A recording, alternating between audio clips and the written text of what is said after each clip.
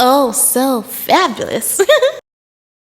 Hi guys, welcome back to the channel once again. It's your girl Dumebi. If this is your first time coming across my channel, you're welcome. I do hope you decide to subscribe, and if you are a returning subscriber, you guys know that I love you. It's so good to have you here. Welcome back.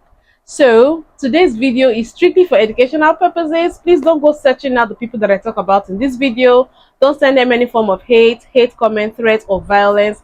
This channel does not support any of that.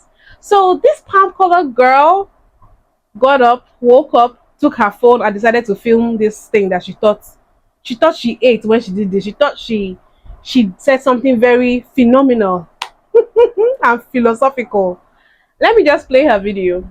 And this is just your friendly reminder that if you actually thought white privilege exists, then mixed people would be clinging on to the Caucasian side like their life depended on it. Let that sink in for a minute. So that thing was very brief, but I felt like I lost some brain cells listening to that. In her mind, that was like a got you moment, like, oh, I'm going to disprove all those people that talk about white privilege, right? Anyways, let me just go right ahead and play people's responses to what she had to say. Caucasian side like their life depended on it.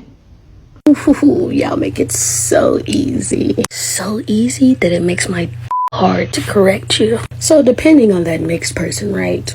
There's some mixed people that can pass for white. There's some mixed people could definitely not get away with it. Still having black features like nose, lips, and all that give them away, right?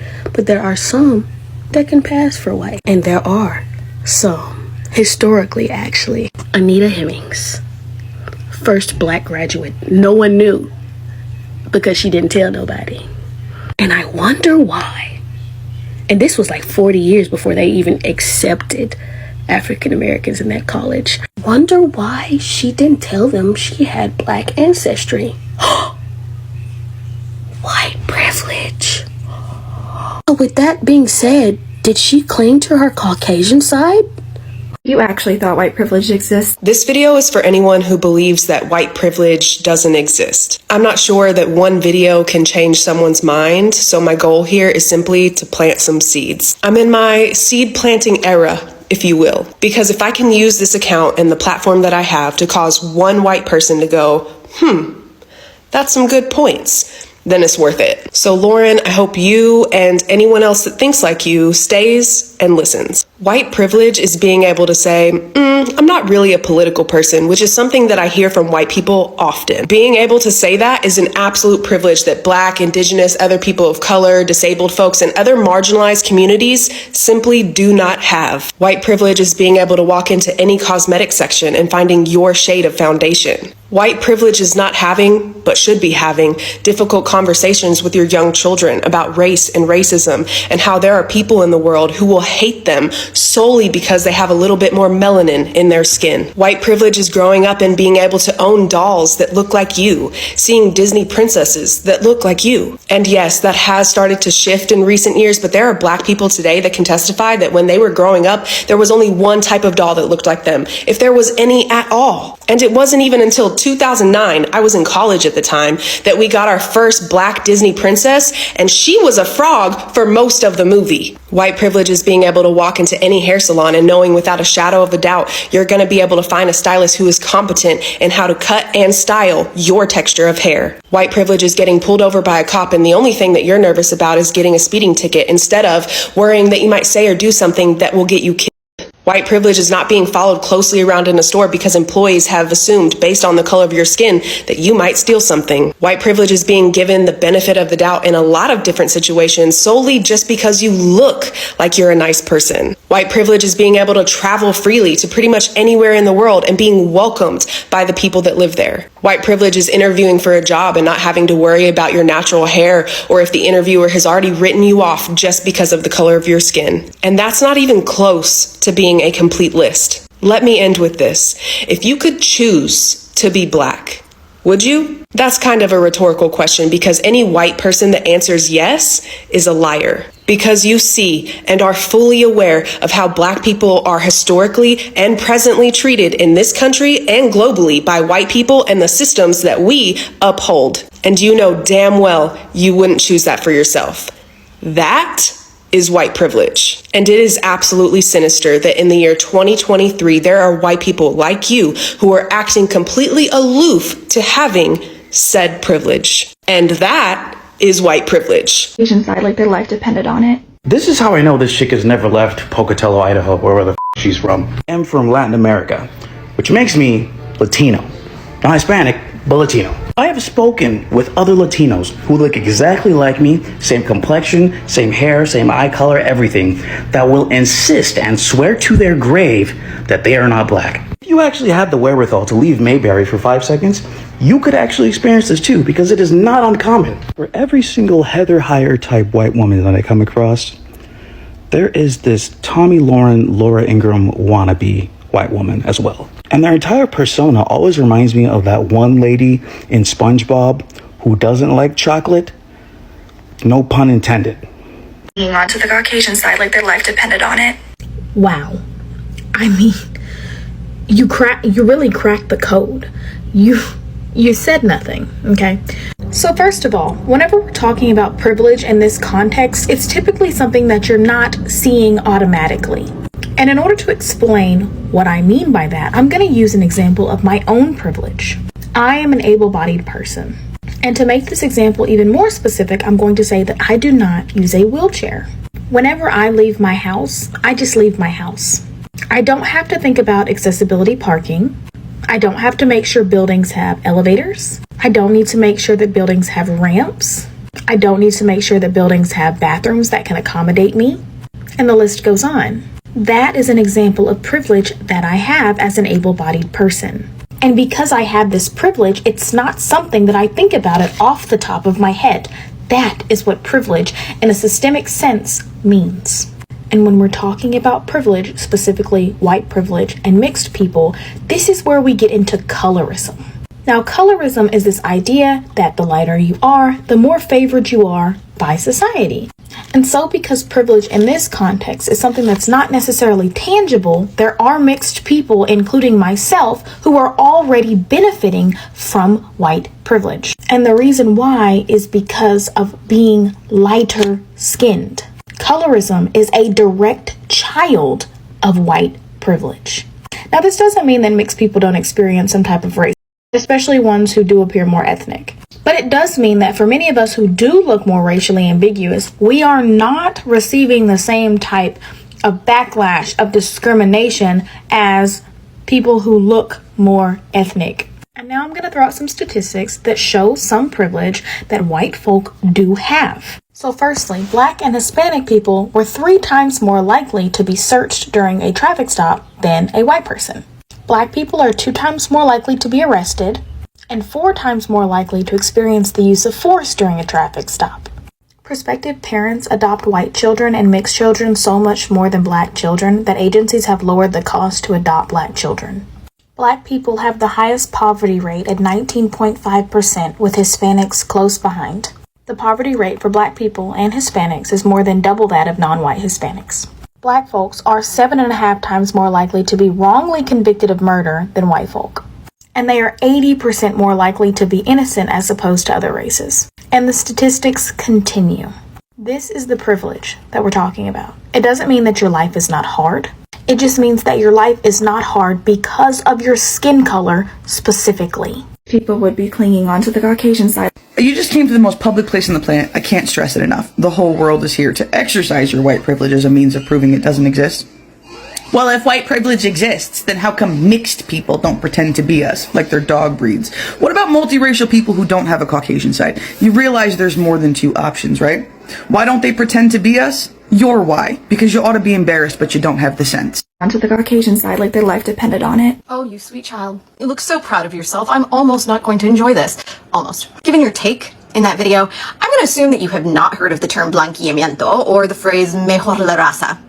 Yeah. This is another example of why the full history of the United States and its territories is so important, especially Puerto Rico. But I'm not here for a history lesson today. Today I wanted to share a glimpse into the life of someone who is multiracial mixed race. Between the ages of 13 and 23, roughly, probably a little bit shorter than that, I actively attempted to pass as white. I was bullied a lot in grade school and thought that my skin color was the main factor behind it. I went off to high school in a different town than where I grew up and actively attempted to pass as white. Now I say attempted to pass as white rather than pass as white for a couple reasons. First and foremost, in order to truly and fully pass as white, you have to disavow your cultural heritage, and I didn't do that. My cultural heritage was too ingrained in me for me to just let it go. The other reason that I say attempted to is because it never lasted very long. As soon as my cultural heritage was discovered, the racial heritage followed real quick behind. I used to be a professional actress, and this went so far as when I was entering the workforce, I chose a stage name that was unbelievably white because I didn't want to get pigeonholed into ethnic and diversity roles. Professors and coaches and my family all were a little, but none of them tried to convince me to do otherwise because they all knew I was right, that my name alone could pigeonhole me. I quickly realized that the disappointment when they called my name and I walked into an audition room as Amanda Mackenzie is not something that I really enjoyed very much. So back to my actual name, it was. You say that white privilege doesn't exist because of the existence of people like me. We would be clinging on to whiteness. And the thing is that I did. What I discovered is that I wanted to avoid any discussion or mention of race. And still, it came up over and over and over and over countless times over those 10 years. Despite my best efforts, race was something that mattered to the white people in my life, whether or not they were conscious of that. That ignorance, that is white privilege. And that's something I will never have. And never could have had. Despite the fact that much of my family buys into blanqueamiento. White privilege exists. And the reason you don't see it is because you have it.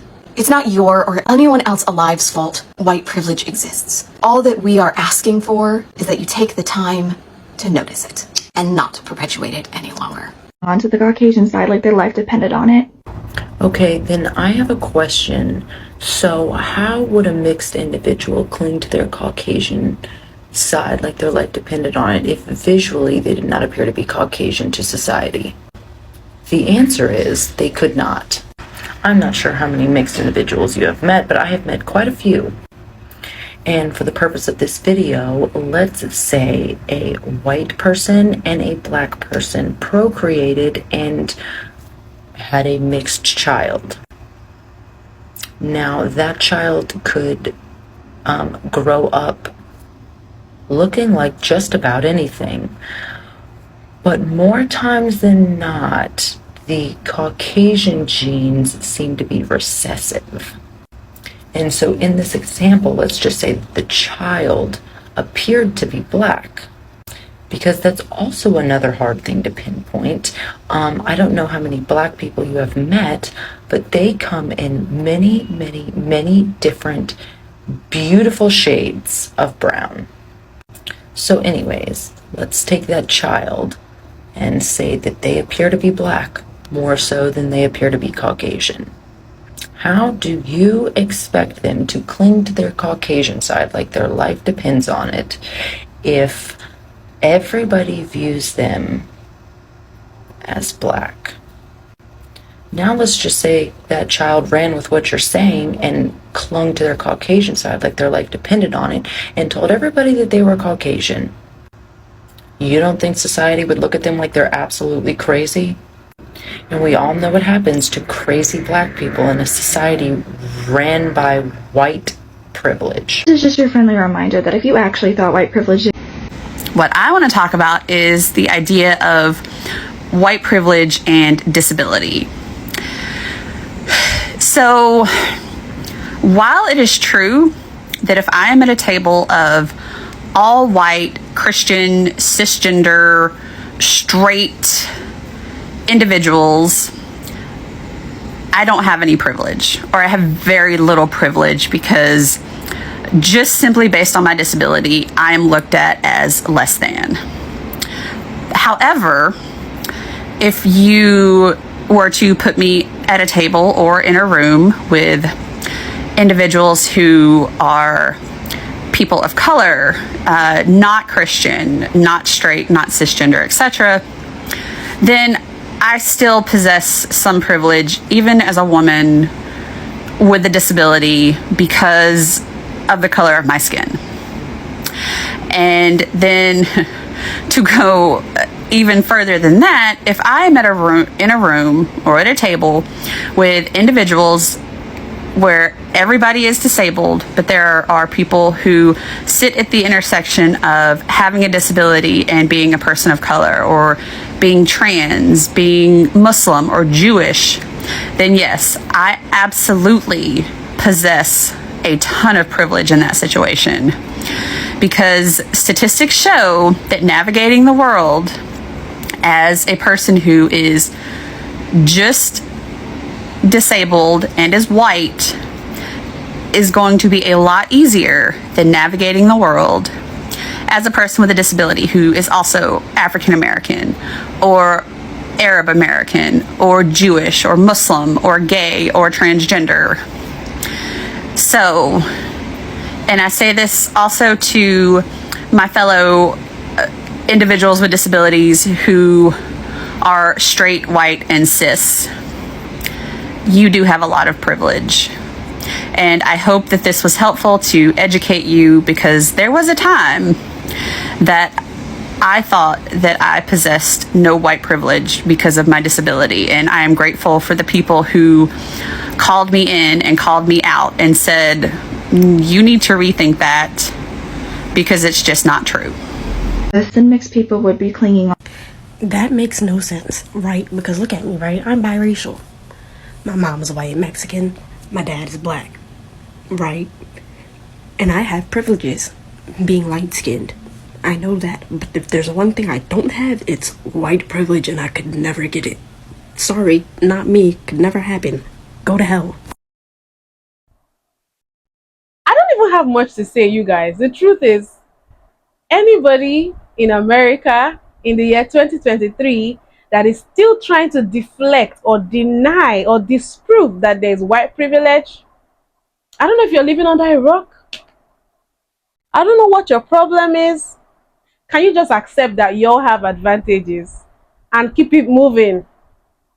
It doesn't make you lose those privileges that you have because of the color of your skin in America. Okay? Some people are just in denial. Like, for real, how can you say that if there's such a thing as white privilege, then mixed people should be clinging to their white side? How can you cling to your white side when you guys created the one-drop rule? When you guys created the paper bag test? There are definitely criteria you guys use to determine who's white and who's not. As long as you have a drop of black blood in you, you're considered black. Not to mention the fact that you've had to physically be white passing to have those advantages that white people have in that country. What are we talking about? Definitely there's mixed privilege. Let's not lie about it. Because the experience of a mixed person that obviously looks, mixed or racially ambiguous is going to be different from someone who is fully black, right? But the advantages of a mixed person can definitely not be compared to that of a white, Caucasian, palm-colored individual. I don't even want to say much about the situation. Like, let's not give it too much time. I have to wrap this video up here. You guys let me know what you think in the comment section about all that foolishness. It was just foolish. And I'm happy that they told her all of that in the stitches. Let me know what you think about this situation. What do you guys think about white privilege? What do you guys think, especially when it relates to the biracial people? Is it something that they can willingly just wield to their advantage? Oh, I'm biracial. Let me whip out my white privilege and make the situation go in my favor. Please don't forget to give this video a thumbs up, subscribe if you haven't, and I'll see you guys in my next video. Bye.